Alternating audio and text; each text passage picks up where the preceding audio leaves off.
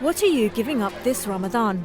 We asked a group of volunteers to give up the comforts of life in Europe to live like locals in Senegal. But will their experience go beyond just taking selfies? Just the sheer amount of effort and energy that goes into catching a small amount of fish. That isn't a toilet. That is a toilet that you're standing in when you go in it. It smells as well. In the ultimate test this summer, our participants fish in the Atlantic Ocean, sleep rough in the desert, fetch their own water, and confront the harsh truths about their home country's history in this continent. Everybody say, Everyone!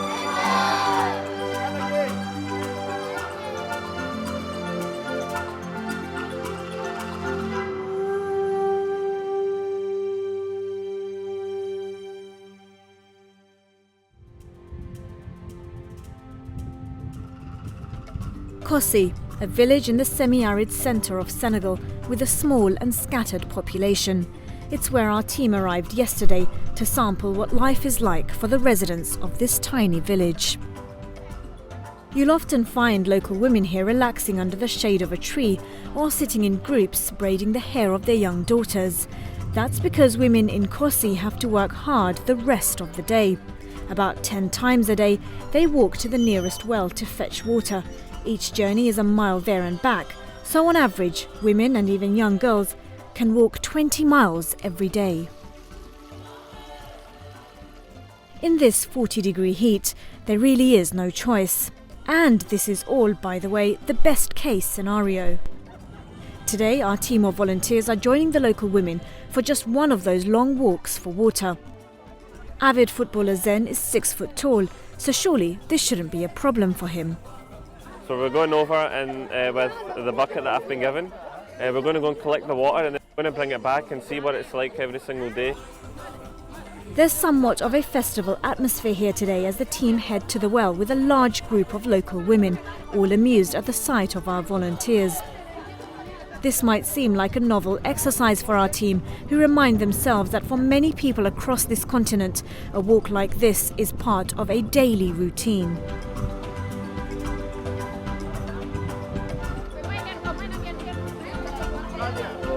First of all, we let the bucket go down to the bottom. You need to wait a few minutes until it fills up and then pull it up. That's quite heavy. See, when you put it down there and you think there's going to be quite a lot of water in the bucket, but there's not. You need to leave it there for quite a while. Yeah. Just to fill up one bucket, it takes quite a few chances. Senegal is actually one of Africa's more developed countries when it comes to access to water, because for the last 20 years, a public-private partnership has been operating here to provide better water facilities. In fact, between 1996 and 2003, water production increased by nearly 20%. More than 80,000 new household connections were set up, as well as 400 standpipes. The World Bank says the Senegal case is regarded as a model of public-private partnership in sub-Saharan Africa. Wells like these ensure that nearly 3/4 of the country has access to potable drinking water. When dug deep enough, up to 4,000 people across 30-odd villages can get access to clean water. But it still doesn't come to a tap in the home, something for Zen and his friends to think about as they steadily make their way back to the village.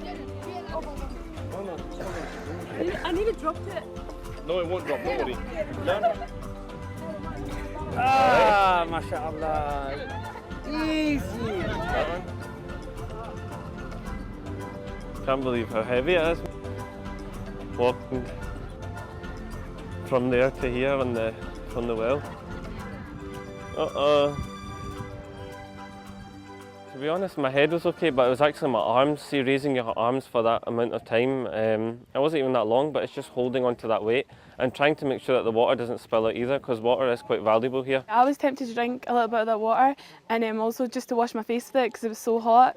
But yeah, you can't do that because the water's so valuable here, and you need to bring it back for other uses. The best thing I'm doing is really comparing how easy it is for me. I can just literally switch a tap on and have instant water.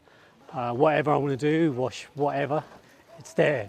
I mean, we're talking about washing cars and whatever. Here they just need to have the basic necessities just to drink. I mean, they can't even drink the water just for cleaning purposes. The effort it takes just for the basics is really a struggle. What I'm feeling now, subhanallah, I'm so grateful for where I am. We've just literally completed what they call a water walk, where you have to go and collect water. And it's a well that probably goes down about 30 metres that we have to collect water. This water absolutely smells. It's not even sanitised. We then bring it in the filthiest of buckets that I've ever seen. And then we have to then pour it into canisters. And these canisters, you know, words can't even describe how bad these conditions are. They're absolutely terrible. And what I see around, I see the men, I see the women, and I see the children. They have to drink from this. Next time on Selfies in Africa, Samra and the team are on a mission to cook the local Senegalese dish, mafi. Can they stand the heat of this outdoor desert kitchen?